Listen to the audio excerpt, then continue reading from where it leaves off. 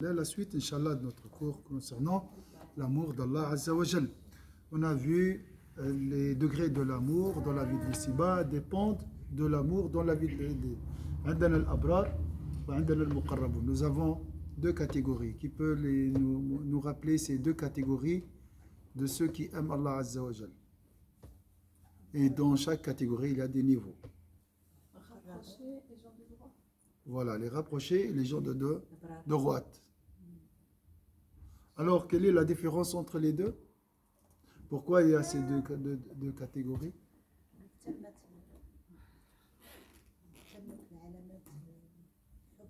Voilà, ils ont la note complète. D'accord? Ils ont un amour parfait. Donc, leur boisson sera pure. D'accord?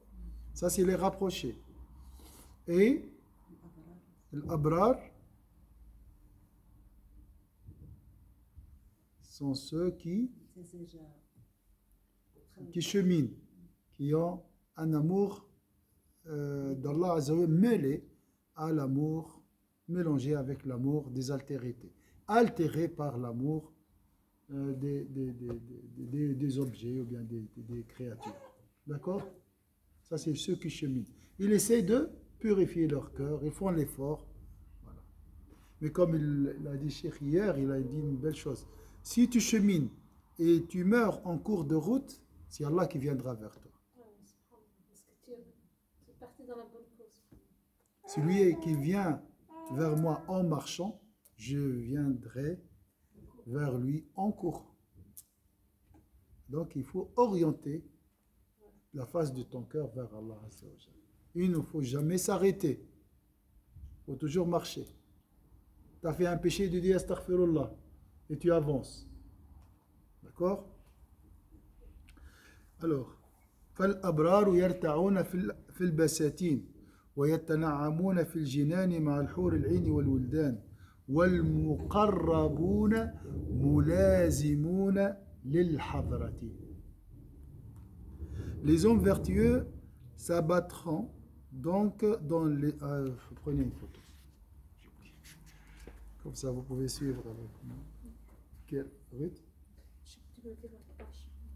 Alors, la page 144, troisième ligne. Cinquième ligne.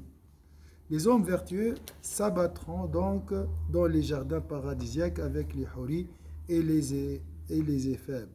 Tandis que les hommes rapprochés demeureront dans la présence divine. C'est ça la proximité. Proximité de qui? D'Allah Azza wa Jal. D'accord? Demeureront. Ils sont là, fixes, à côté, toujours. عاكفون بطرفهم عليها على الحضرة الربوبية. Tandis que les hommes rapprochés qu'Allah nous comptera parmi eux demeureront dans la présence divine, le regard fixé. يستحقرون نعيم الجنان بالإضافة إلى ذرة منها من الحضرة المقربة. Ils ne feront aucun cas des délices du paradis, lesquels le paraîtront insignifiants comparés au moindre des plaisirs de la présence divine. Donc les rapprochés qui sont proches d'Allah Azza wa Jal, qui ont le regard fixé sur la présence divine, dédaignent, négligent les délices du paradis. Les houris, le vin, le miel, tout ça pour eux, c'est rien. Ne vaut même pas un atome de la présence divine, de la proximité de la présence divine. Est-ce que c'est clair? Ces deux degrés. Rapprocher les gens vertueux ou ceux qui œuvrent. D'accord? On a parlé de ça hier. فقوم بقضاء شهوة البطن والفرج مشغولون وللمجالسة أقوام آخرون. Ça c'est très beau. Alors il a dit, des hommes seront donc affairés à assouvir des désirs de leur ventre et de leur sexe, et d'autres à côtoyer le Seigneur. C'est différent. C'est vrai, là-bas, le plaisir, elle va cheminer, vous voyez, ça ne va jamais s'arrêter.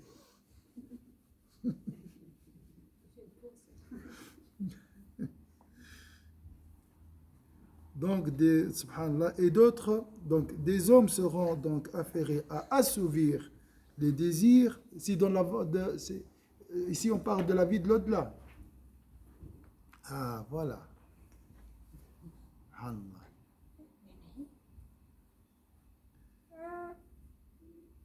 Des hommes seront donc affairés à assouvir des désirs de leur ventre et de leur sexe dans la vie de l'au-delà, hein, ici. On parle des désirs, des délices mondains dans la vie de l'au-delà. Il y a aussi des plaisirs spirituels dans la vie de l'au-delà, comme dans la vie d'ici-bas. Il y a des gens qui préfèrent le savoir, l'invocation d'Allah, la prière, les bonnes œuvres, et d'autres préfèrent les plaisirs mondains, la matérialité et tout. كما بدأنا أول خلق نعيده. Il a dit c'est la même, la vie d'ici-bas, la vie de l'au-delà, c'est le miroir de la vie d'ici. C'est la même chose. Mais avec d'autres normes, si je peux dire. Voilà, c'est ça. Des hommes, voilà. C'est pourquoi l'envoyé de Dieu a dit la plupart des gens du paradis seront les simples d'esprit. Ce n'est pas dans le sens des idiots, les bêtes. Non, ce n'est pas ça. Les simples d'esprit, ceux qui nient, ceux qui ont un cœur innocent en arabe. Al-Bulah, c'est les gens qui sont bons. Voilà, les bons. Est-ce que c'est clair? Taïboub, non, mais c'est pas ça. Il ne faut pas être Ghazel et les idiots. وعليون لذوي الألباب أكثر أهل الجنة الناس الطيبين العادي ولكن عليون لأولي الألباب ها؟ العقول والقلوب الصادقة العالمين بالله العارفين بالله. La plupart des gens du paradis seront les simples bons, hein? Les auteurs, donc ici on trouve les analphabètes, les gens. Hein? Les auteurs suprêmes, quant à elles, seront réservés aux sages. C'est question de degré de connaissance. Donc, tout d'abord, pour entrer au paradis, il faut avoir un cœur pur. C'est la première chose. Après, pour se partager le degré de paradis, ça dépend du savoir. C'est pour ça que les gens doués d'intelligence, ils ont des degrés plus hauts que les autres. Les deux, ils ont des cœurs sains, hein, ça c'est la condition. لا يدخل الجنة إلا الطيب ولكن الناس يتقاسمون المراتب هناك حسب العلم. La plupart des gens du paradis seront les simples, d'accord, les bons. Les auteurs suprêmes, quant à elles, seront réservés aux sages. ولما قصرت الأفهام عن درك معنى عليين عظم أمره فقال وما أدراك ما عليون. احنا ما نعرفوش.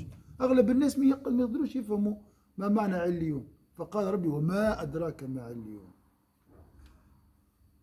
Comme la notion même de hauteur suprême, Ilyoun, est extrêmement difficile à appréhender, Dieu dit dans son livre, sais-tu seulement ce que sont les auteurs suprêmes? C'est un degré réservé aux sages, aux clairvoyants, aux gnostiques, d'accord? Hein? Oui, bien sûr, c'est une minorité par rapport au nombre des gens du paradis. Tout comme il déclare, celle qui fracasse, sais-tu seulement celle qui fracasse. كما قال القارعة وما القارعة وَمَا أَدْرَاكَ مَا الْقَارِعَةُ. C'est le jour dernier, hein, ici. Hein. Ouais, voilà. Celle qui fracasse, sais-tu tellement ce qu'elle, celle qui fracasse. Comme tu ne sais pas vraiment la réalité du jour dernier, tu ne peux pas savoir, ça veut dire quoi, les auteurs suprêmes du paradis. Ça, c'est quelque chose qui nous dépasse aussi. Alors, parmi les signes de l'amour, en fait, ça, c'était des parenthèses concernant l'amour d'Allah Azza wa Jal. L'imam, ça fait dans 2 pages, il a parlé de ça. Maintenant, il revient au sujet principal, les signes de l'amour. Alamat al-mahabba. ومنها أن يكون في حبه خائفا متضائلا تحت الهيبة والتعظيم. Un autre signe dénotant qu'un homme aime Dieu est qu'il éprouve de la crainte révérentielle et s'efface soi-même tant il est saisi par la majesté de Dieu et tant il éprouve un sentiment de déférence à son égard. Ce n'est pas la peur qui paralyse ou la peur qu'on connaît des fois face à un lion ou bien un dictateur. Non, ce n'est pas ça. C'est la crainte révérentielle face à la grandeur d'Allah Azza wa Jal. Donc, si tu aimes quelqu'un et tu le vois, des fois tu ressens cette peur. Mais ce n'est pas une peur, c'est une crainte révérentielle, ça. C'est question de trop de respect. C'est dans son sens, là. Est-ce que c'est clair? C'est la crainte de le décevoir. Oui, le crainte de décevoir. Ils sont petits devant lui. Un autre signe dénotant qu'un homme aime Dieu est qu'il éprouve de la crainte et s'efface soi-même, c'est ça, tant il est saisi par la majesté de Dieu et tant il éprouve un sentiment de déférence à son égard. La déférence et l'estime. وقد, subhanallah, et ça il a, est-ce que la peur et comment est-ce que, oui, souvent on pense que la peur est l'opposé de l'amour. Alors c'est pas vrai. C'est la haine qui est l'opposé de l'amour. Exactement, c'est juste. On pourrait penser que la crainte s'oppose à l'amour. Subhanallah. وقد يظن أن الخوف يضاد الحب وليس كذلك بل إدراك العظمة يوجب الهيبة كما أن إدراك الجمال يوجب الحب. Le beau est glorieux. Tout ce qui est beau est glorieux. D'accord? Et tout ce qui est glorieux engendre la crainte révérentielle. Et tout ce qui est beau engendre l'amour. Donc, ce qui est beau est glorieux. La gloire engendre la crainte et la beauté engendre l'amour. Donc, dans la beauté, il y a ce poids, d'accord, qui, quand tu regardes par exemple un monument historique, tu es ébloui devant la grandeur, et en même temps tu aimes ce monument historique. Donc il y a l'amour, il y a la crainte. Les deux, mais ils ne sont pas opposés. Est-ce que vous voyez Cheikh, est-ce que la crainte, c'est le sentiment à la majesté? Oui. La beauté, c'est l'amour. Voilà. Et la majesté, c'est... La majesté nous donne ce sentiment de crainte révérentielle. Mais il n'y a pas d'opposition ici entre les deux. Oh, on dit, oh, c'est magnifique. Dans ce sens, c'est majestueux. D'accord?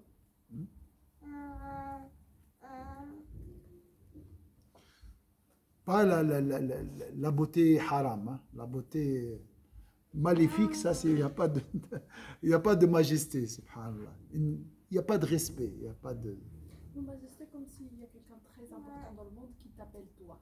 Oui, Tu vas dire comment je vais m'habiller, qu'est-ce que je vais lui dire. Tu trembles, tu dors pas. Tu dis, moi, je veux parler avec cette personne. Quand tu es devant cette personne, tu sais pas quoi faire. exactement. Commences Tu à faire pleures. n'importe quoi, oui. Mais c'est parce qu'il a une. Comme les larmes. Les larmes ne sont pas à l'opposé de l'amour. Les larmes, c'est de la tristesse normalement. Et ça n'a rien à voir. Ça peut être des larmes de joie. Donc, la peur, la crainte n'est pas l'opposé de l'amour. Mais cette crainte, justement, ce mot crainte en arabe, c'est quoi exactement? Al-khawf. C'est Al-khawf. vraiment le mot, Al-khawf. parce qu'en fait, la notion de respect, elle est contenue dans cette crainte. Mais c'est vraiment le respect édifiant, c'est-à-dire vraiment qui est tellement profond en fait Voilà. que. Mais je trouve qu'à ce moment-là, il n'y a pas vraiment la crainte proche de la peur.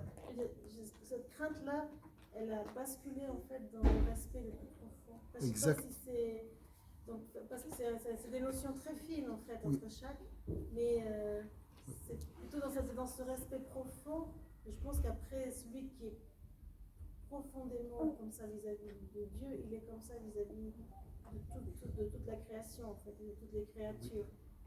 Mais il approche en fait aussi de l'état très contemplatif. Oui. Bien. Bien sûr, bien sûr. Donc, ça devient un moment où c'est vraiment. Oui. Oui, c'est juste. Ici, il utilise le mot déférence. Déférence. C'est vrai, en allemand, il y a une différence. Il y a la peur, mais il y a aussi où c'est ajouté la peur de l'honneur. Oui. Du coup, c'est plutôt ça. Crainte. Oui, Crainte et peur. Oui, mais il y a une nuance entre. Il y a Mais- deux mots pour. Mais dans la langue arabe, on ne fait pas beaucoup d'attention à ça. Si tu as compris le sens, tu peux utiliser le mot que tu veux. Je pense qu'en arabe on dit khawf et al-hayba. Ah oui. C'est différent, oui. C'est la peur par haïb. Le haïba, c'est oui, c'est un sentiment face à la majesté. C'est la peur face à la majesté. Mais le khawf, c'est général. Ça peut être la peur d'un lion, ça peut être tout. Mais lorsque c'est face à Dieu, on parle de la crainte révérentielle. Ça dépend du contexte. La langue arabe, le mot, on peut l'utiliser dans plusieurs contextes. Il faut lire ce qui est avant et ce qui est après pour comprendre. Oui, mais parfois le mot peur, tu vois aussi en français, c'est un peu polysémique, mais c'est différent d'avoir peur d'un lion et puis des trucs que d'avoir justement une crainte révérentielle. Voilà. Il y a un grand fossé entre les deux et puis c'est tout un chemin en fait. Mais j'utilise le même mot en arabe. C'est ça. J'utilise le même peur. Je n'utilise pas crainte. Après, dans la traduction, on le traduit par crainte. Mais le mot, c'est le même. Parce que le plus important, c'est le contenu. Et le contenu est influencé par ce qui est avant, ce qui est après. Et ça, il faut bien comprendre en arabe. Hein. Oui, mais aussi c'est important quand on traduit aussi en français, tu vois, si tu vas utiliser simplement le mot peur, donc Ouais. tu vas dire oui, c'est une peur de Dieu, ça va pas être du tout ce sens de justement de compréhension Mais nous avons un mot spécifique pour désigner la peur, une peur spécifique, c'est le khashia. Le khashia, là, dans ce cas-là, on ne peut pas dire le khashia min al-asad. Khawf min al-asad. On ne peut pas dire avoir le khashia d'un lion. Non. Ça, c'est spécifique pour tout ce qui est majestueux. Innama yakhsha Allah min al-ibad. Ceux qui craignent le plus Allah sont les savants. Il n'a pas dit ceux qui ont peur de plus. D'accord? Voilà. ولخصوص المحبين مخاوف في مقام المحبة ليس لغيرهم وبعض مخاوفهم أشد من بعض alors ما شاء الله il va expliquer nous نسبقوا احنا on connaît tout ما شاء الله et lui il va nous expliquer tout maintenant. Moi j'ai peur qu'il l'explique pas, c'est pour ça que je... On pourrait penser que la crainte s'oppose à l'amour, mais il n'en est rien. Au contraire, l'appréhension et l'immensité de Dieu engendrent la crainte, tandis que l'appréhension de sa beauté engendre. C'est des fois en arabe, c'est tellement beau, je prends le risque de traduire tout seul, mais ici c'est clair. Il a dit, au contraire, l'appréciation de l'immensité de Dieu engendre la crainte. D'accord? Tandis que l'appréhension de l'immensité de Dieu, tandis que l'appréhension de sa beauté engendre l'amour.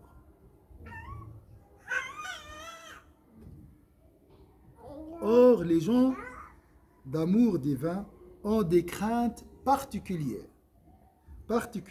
Or, les gens d'amour divin ont des craintes particulières. Alors, qui peut m'expliquer les craintes particulières des... Moi, je vais regarder, hein. J'ai regardé un peu, mais juste parce que vous êtes fatigués, je sais. Alors, les amoureux d'Allah Azza wa Jalla, ceux qui aiment Allah Azza wa Jalla, ils ont plusieurs genres de craintes. Donnez-moi quelques craintes. La crainte de ne pas faire assez d'adoration. Voilà. Ne pas être à l'auteur. Ne pas être à l'auteur, oui. D'être aussi ingrat. Voilà. Tous les bienfaits qu'il nous a donnés. Dans la vie commune, entre l'amant et sa bien-aimée, il y a des craintes. De pas être La rupture. La rupture, surtout la rupture, l'exclusion, le rejet, la séparation. Quand tu fais un péché ou je fais un péché, j'ai peur que Allah m'a éloigné. Hein, qu'à cause de ce péché, j'ai perdu la proximité d'Allah Azza wa Jalla. Subhanallah, il vient vers qui lui a donné cette idée. Pourquoi il vient vers cet appareil? Si tu veux ça, hein? On pourrait penser que la crainte s'oppose à l'amour. Voilà, on a dit. Or, les gens, pas seulement l'exclusion, même الإعراض إيش معناه؟ يدور وجهه عليه. ها؟ ما يكلموش. كان المحبوب نتاعو ما يكلموش نهار يتقلق، صح ولا؟ سبحان الله. ها؟ النسيان. عقوبة النسيان أكبر عقوبات العاقب بها رب سبحانه وتعالى. هذاك مو من البعد من الطرد هذاك. نسيان.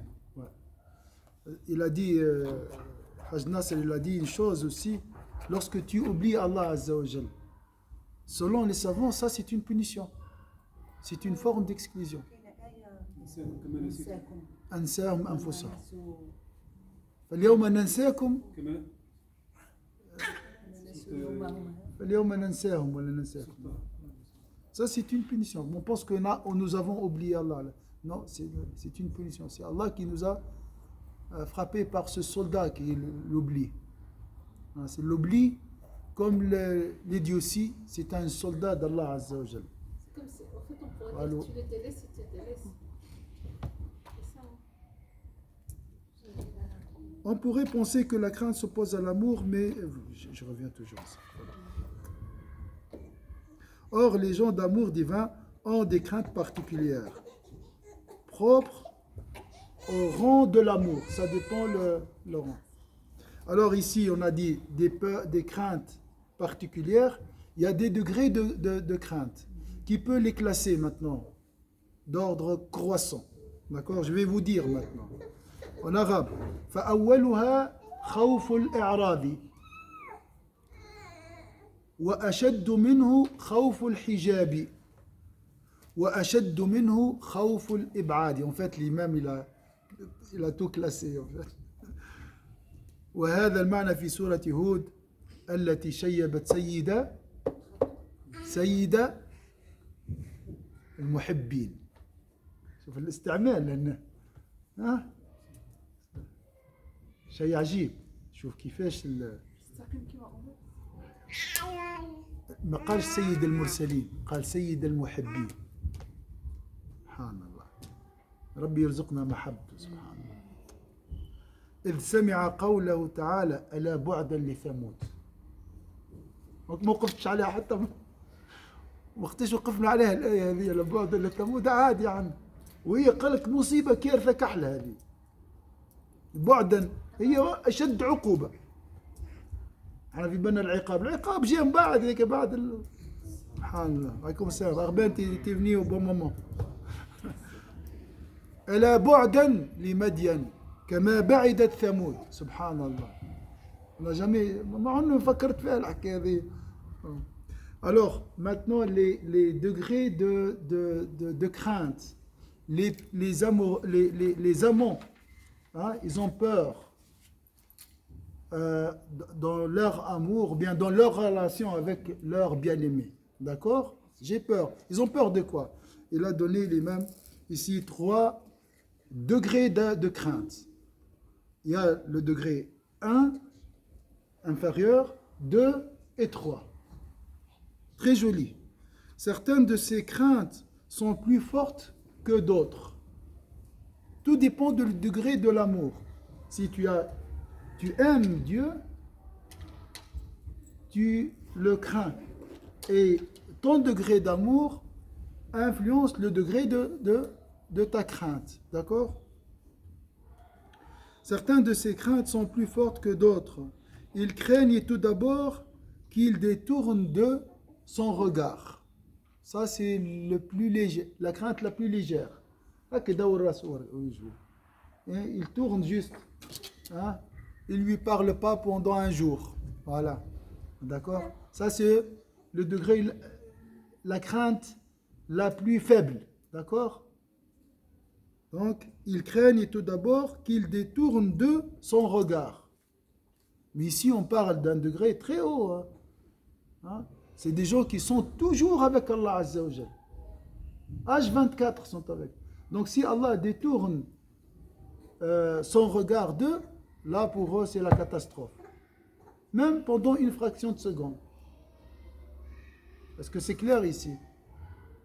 Le détournement. Ça c'est, ils ont peur de ça.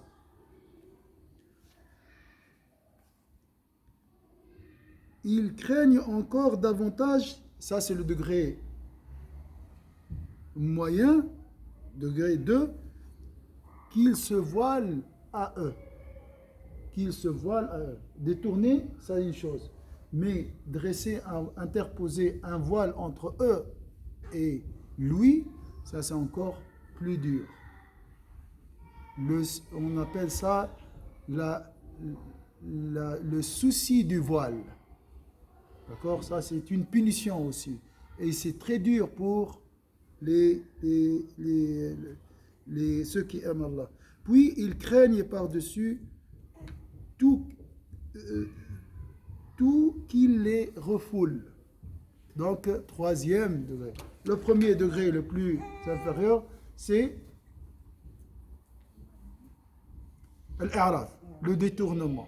2e, plus haut encore, le voile. 3e, c'est l'exclusion. Le premier, si je compare si je prends un cas dans la vie conjugale, il ne parle pas avec son conjoint pendant 3 jours. Ça, c'est le détournement. D'accord? Le voile, c'est la séparation. L'exclusion, c'est le divorce. C'est dur.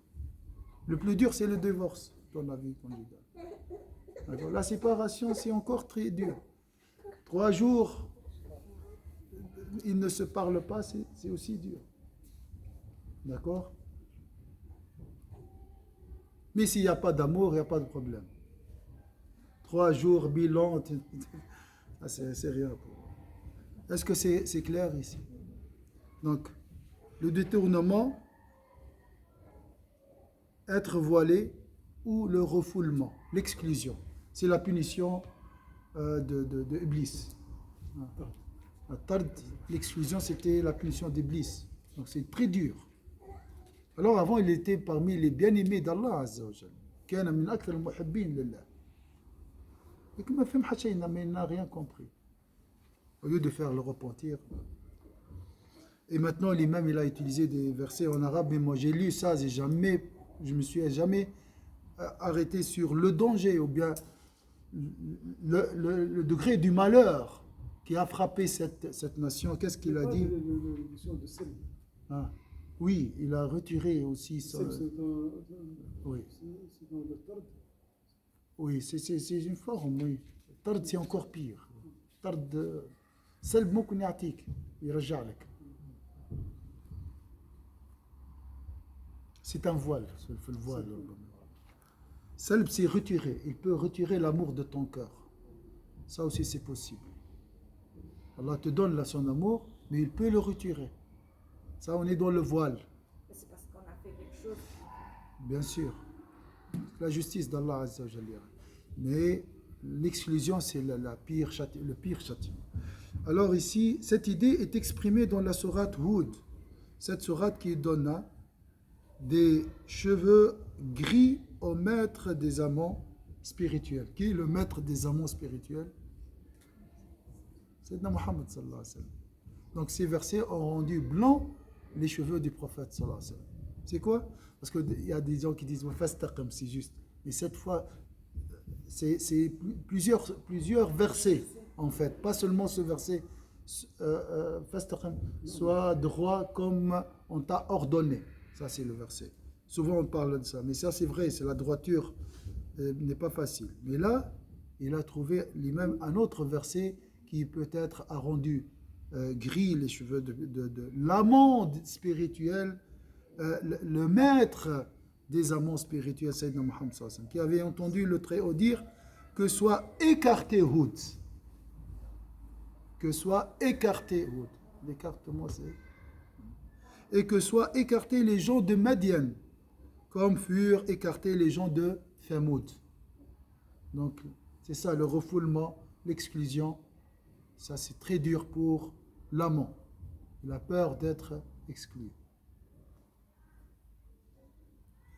Quelle heure est-il maintenant? Midi moins 20. Midi moins 20. Ah, moi j'ai une question, j'ai pas la même version par rapport au verset du. C'est pas mis. Là, c'est pas mis que soit écarté, c'est que périsse. Puis l'autre, c'est que soit éloigné. Éloigné, voilà. Éloigné. Mais bien sûr, c'est une perte, c'est l'éloignement. Là, il parle du mot. Le mot, c'est l'éloignement. C'est surtout le premier que soit écarté, les tam. Là, c'est mis que périsse.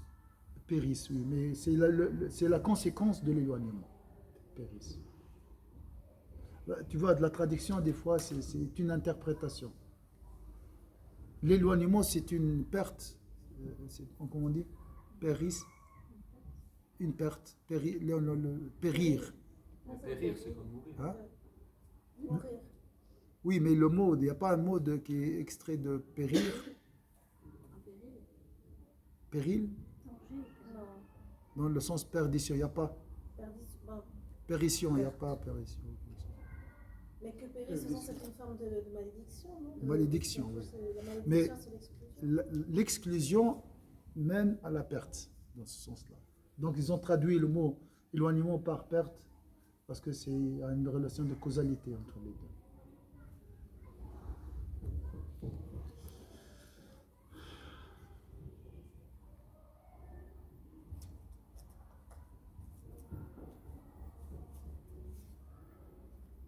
Alors, وإنما تعظم هيبة البعد وخوفه في قلب من ألف القرب وذاقه. Tu dis, moi, c'est bien, je vois de loin. Hein, pourquoi je ne ressens pas l'amertume du voile, l'amertume du détournement? Je ne ressens pas. Il n'y a pas de différence. L'amertume de l'exclusion, pourquoi? Parce que je n'ai jamais goûté les délices de la proximité. Moi, je parle comme ça, mais il n'y a pas parmi vous, machallah, il y a des rapprochés, il y a des... Mais je dis comme ça, si je ne ressens pas l'amertume et le malheur de l'éloignement, parce que je n'ai pas goûté les délices de la proximité. Donc, celui qui goûte à la réjouissance de la proximité connaîtra l'amertume de l'éloignement. C'est logique. وما هو بعيد بعيد. S'il est loin, il est loin, donc il ne ressent rien. Seul le cœur de celui qui a goûté à la délectation de la proximité divine et si habitué éprouve cette immense crainte de la disgrâce. Est-ce que c'est clair? Il pique l'imam ici. Il dit, ouais, c'est joli, mais moi je ressens rien. Ouais, parce que tu n'as pas encore goûté. Vous savez, nous avons tous goûté à des degrés. Des moments, subhanallah, tu lis le Coran ou tu invoques Allah Azza wa Jalla, tu oublies le temps, tu préfères, comme si tu existes, c'est toi tout seul qui existe sur cette terre. Tu oublies le monde, tu oublies tout. Ça nous arrive, mais ça ne dure pas longtemps. Ces gens-là sont toujours avec Allah Azza wa Jalla. Ils ont peur qu'un jour, ils oublient Allah Azza wa Jalla. Oui, oui. Je pose une question. Quand on dit la proximité, en fait, c'est autour, je ne sais pas quoi, vraiment, il y a des séparations. Quand on parle de rapprochement ou je ne sais pas quoi, mais il y a des espaces. Bien sûr. Entre nous et Dieu. Oui. On est en train de dire ça. Oui. Mais nous, on a appris une fois, beaucoup de. Même Al-Bazali, il a cité ça. Mais Allah, il est comme nous. Du coup, puis il a dit aussi après que notre Benjamila, c'est ça? Du coup, il est en nous. Pourquoi on parle souvent de rapprochement, des choses comme ça? Vraiment, il est en nous, ça veut dire on a dit Allah il est ça veut dire il est en nous. Voilà, il sait plus que nous. Oui. Ça veut dire. Du coup, pourquoi cette séparation? On parle de séparation. Oui, mais parce que il y a des gens qui il y a des gens qui parlent de l'union, mais l'imam Al-Ghazali n'est pas de cette école. Alors il parle du grand voile. Tu te rappelles, il a parlé du grand voile. Donc il y a toujours des voiles qui nous séparent de Dieu. Le meilleur des créatures, il a vu Allah Azza wa Jalla à travers ce voile. Donc le serviteur reste toujours un serviteur et Dieu reste toujours un Dieu. Il y a une séparation. Mais il y a une proximité. On peut se rapprocher de Dieu et Dieu se rapproche de nous. Et le Dieu reste Dieu et le serviteur reste un serviteur. C'est comme en fait, nous, c'est nous en fait, qui se sont éloignés de lui. Oui, bien sûr. Qui sont Bien sûr, vraiment bien sûr. loin de lui. Oui. Sinon, s'il est en nous, on n'est pas en dehors de lui. Oui, donc quand on dit... Vous écrivez sur le tableau, Oui. s'il n'y a pas ce tableau, l'écriture, ça n'existe pas. Voilà, il n'y a rien. Du coup, vraiment, c'est nous-mêmes qui se sont éloignés. Oui, c'est juste, alors, éloigné des qualités divines, pas de Dieu, de l'entité de Dieu. Parce que Allah a créé l'homme à son image. D'accord? Ça veut dire quoi à son image? Donc, nous reflétons les qualités divines. Mais l'image n'est pas l'original. L'image reste toujours une image. Et l'original reste toujours original. Donc quand tu vois ton image sur un miroir, est-ce que ça c'est Arben? Non, ça c'est l'image de Arben. Mais des fois quand tu vois la lumière chez toi, tu dis c'est Dieu. Non, c'est pas Dieu. Ça c'est l'image de Dieu. C'est les attributs de Dieu.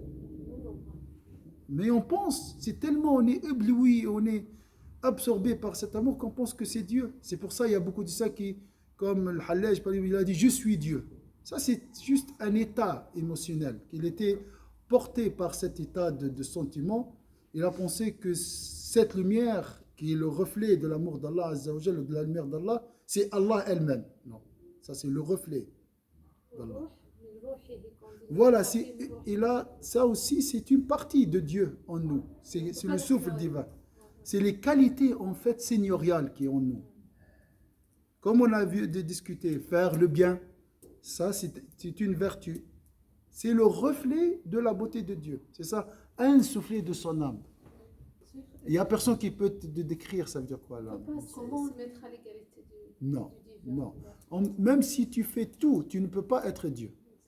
Comment on lit ce qu'il a dit le verset de on est plus proche de vous que la veine jugulaire. Par sa connaissance, par sa miséricorde, par sa générosité, par ses qualités. Non, mais je veux dire, par rapport à ce on a lu, par exemple, si je comprends la question de Luna au sens de dire Allah lui-même il nous dit il est plus proche de nous que la veine jugulaire. Alors, quand on parle des rapprochés, est-ce que les rapprochés peut-être ils sont conscients de ça? Donc Allah, ils sont conscients de ça. Nous, Allah il est plus proche que moi de ma veine jugulaire, mais je ne suis pas consciente. Est-ce que c'est ça? On ne sait pas. Donc, être proche de lui, que ça vienne, donc c'est très proche de nous. Très proche de nous. Mais ce n'est pas nous. Nous, on ne sommes pas. Nous ne sommes pas Dieu. Et Dieu n'est pas nous, dans les deux sens. Mais il est très proche de nous. Il sait tout. Attention, ici, il est même proche des ingrats, de l'incroyant. Il est proche de tout le monde. D'accord? Mais il n'est pas la personne. La différence avec les rapprochés dans ce cas-là, la même chose. Allah, il est proche de tout le monde. Alors, les rapprochés, qu'est-ce qu'ils ont en spécial? Ils sont plus proches que nous. Ils sont appelés rapprochés parce qu'ils sont plus proches. Et Barcelone, ils ont mérité. La conscience, parce que... Oui, mais la conscience, c'est le fruit de leur travail. Ils ont omis ils ont omis les voiles pour voir Dieu, pour mériter. C'est pas l'accomplissement aussi de l'être, c'est-à-dire en fait, c'est comme par rapport aux qualités. On a tous des qualités, on peut parler tous de la générosité, etc. Mais quand Dieu dit je vais parfaire ces qualités-là, c'est-à-dire elles arrivent au plus haut degré. Là. Et ce plus haut degré, c'est le degré qui est proche de Dieu. Donc en fait, on chemine en fait, par exemple, pour acquérir ces qualités, pour les parfaire, disons. Et puis on arrive à être l'être musulman, en fait, finalement, l'être croyant. Ma sœur, avant d'acquérir, il faut s'en débarrasser des mauvaises qualités. Mais ça, c'est le cheminement, ça fait partie du cheminement, du travail du cheminement. Donc c'est ça la proximité. Nettoyer, remplir le cœur par les bonnes qualités et se rapprocher de Dieu. Voilà, c'est comme ça. Et voir la présence de Dieu dans chaque chose qu'il a créée. Voilà, après il verra à des degrés aussi. Moi, j'ai eu beaucoup de mal à comprendre sur le temps cette notion de je suis pour parfaire les qualités. C'est-à-dire, donc, c'est quand même très important ça. Oui. C'est-à-dire que justement, cette dimension spirituelle qu'il nous donne, elle nous permet en fait de dépasser, enfin, d'aller très loin pour justement avoir la plénitude de cette qualité, de la générosité. Tout le monde connaît la générosité ici-bas. Il y a des gens qui sont généreux de manière générale ou d'autres choses. Et finalement, parfaire la qualité, c'est-à-dire qu'avec la croyance, le cheminement, etc., on arrive à la plénitude. Moi, je le comprends comme ça, la plénitude. C'est très joli, oui. C'est ça qu'on appelle le rapprochement avec Dieu. Quelqu'un de généreux, je ne sais pas, Abou Bakr, justement, ou d'autres, c'était pas une générosité comme nous, on la connaît, ou bien comment... C'est juste. C'est ça, en fait, c'est censé se cheminer. Le cœur humain comme un récepteur, comme un miroir. Donc, ce miroir, il y a beaucoup de couches de voile sur ce miroir. C'est pour cela qu'il n'arrive pas à recevoir la lumière de Dieu. La lumière de Dieu. Donc, le travail de cheminement, c'est ça, c'est enlever ces couches et enlever ces voiles. Plus que tu enlèves une voile de ton cœur, plus que tu t'approches de Dieu pour recevoir plus de la lumière de Dieu. Chaque fois que tu fais un effort pour enlever une voile, chaque fois que la lumière sera plus forte. Et tu peux recevoir des signes de Dieu et des choses qui sont plus fortes qu'avant. Parce que tu as travaillé. Et on se travaille jusqu'à la mort. Les gens qui sont très rapprochés, ce sont des gens qui ont pu nettoyer ce miroir de leur cœur. Et ils reçoivent de Dieu beaucoup de lumière. Ils sont plus proches que... Voilà, je vais juste vous donner juste une image, on l'a vu. Imaginez ici une source lumineuse. Hein. D'accord? Et nous avons des voiles ici. On m'a dit parle de 1000 voiles qui nous séparent. Tu peux pas bouger maintenant, sans... Alors, à chaque fois tu enlèves, tu supprimes un voile, tu te rapproches, tu vois plus clair. Tu le supprimes en faisant du bien, en faisant... Bien sûr, Avec à les travers bonnes actions. l'effort, la connaissance, l'adoration. Alors, tu te rapproches. Sayyidina Ibrahim s'est arrêté sur le dernier voile. Hijab al-Akbar, le grand voile. Le prophète sallallahu alayhi wa sallam, il a vu, d'après Sayyida Aïcha, d'après Sayyidina Ibn Abbas, il a vu son Seigneur dans le voyage nocturne. Mais il reste toujours un homme prophète. Donc, pour nous, bon ça c'est là, les rapprochés sont là peut-être. Il y a quelques voiles qui les séparent de Dieu, il y a des degrés. Mais les autres, comme nous, comme moi, c'est une autre catégorie. Donc j'enlève un voile, 2, 3, le lendemain. Oui, C'est comme ça. Donc c'est ça ceux qui cheminent. D'accord? Après ça revient. Après j'efface. Après je reviens. Là c'est les gens de droite. Donc les gens de l'effort. Mais ceux gens-là, Allah les peut aussi. Est-ce qu'on peut dire que c'est un combat? C'est un combat, oui. C'est ça, droite. Combat, l'effort. La droite, la main droite, c'est l'effort. Alors on pourrait dire que c'est le fait qu'on retourne en arrière, que Shaitan Rajim, il est dans le... C'est un combat. L'ego, le shaitan, les humains shaitan, il y a plusieurs. Là, il y a des stations. L'ignorance. Alors ici, on peut parler, c'est ahwal, il n'y a pas des stations, des états ici. Des fois, quand tu te rapproches, lui, tu dis, ah, je suis maintenant, c'est bon, je suis arrivé. Alors hop, et tu rechutes, et tu t'élèves. Mais là, on parle de stations. Là, ce sont les arrivées, là. Station. Alors, est-ce qu'ils peuvent rechuter? C'est un sujet de divergence. Parce qu'il y a parmi les grands pieux qu'ils étaient... Wallahu a'lam, il y a une différence. Mais ça ne nous intéresse pas, les stations, tout ça. On doit cheminer, nous, tout d'abord. Voilà, on va s'arrêter ici. Donc, subhanallah, ici, c'est très fort. Hadith. Je dois m'arrêter, sinon je vais continuer. J'ai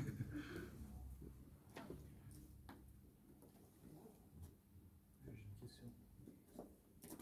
Juste, voilà. Oui. Dans la prière, on peut demander un allongement de son terme ou pas? Oui, tu peux demander. Et Allah exauce ta demande. Donc on peut demander à Dieu d'effacer le terme de ma vie et de le prolonger. Et Allah peut l'effacer. Le terme de la vie. Oui. Mais c'est pas dans la nuit de. C'est pas dans les moments. La demande, elle n'est pas dans des moments spéciaux. D'accord. Si ton cœur est ouvert au ciel, là c'est bon, alhamdoulilah. Donc Allah il fait ce qu'il veut. C'est lui qui détient le registre de notre destin. Yamhu Allahu ma yasha wa yuthbitu 'indahu ummul kitab. Il peut tout changer. Il peut tout changer. Donc les gens qui disent ah je peux pas changer, c'est pas vrai. C'est Allah qui change déjà. Fais le dua et c'est tout. Voilà, les gens qui ne peuvent pas avoir des enfants et tout ça, tu fais dua, pourquoi tu dis ça? Fais dua. Ce n'est pas les médecins qui écrivent ton destin. Moi, je suis mais il n'y a pas d'impossible normalement, sauf ce qui est. Oui, oui. Je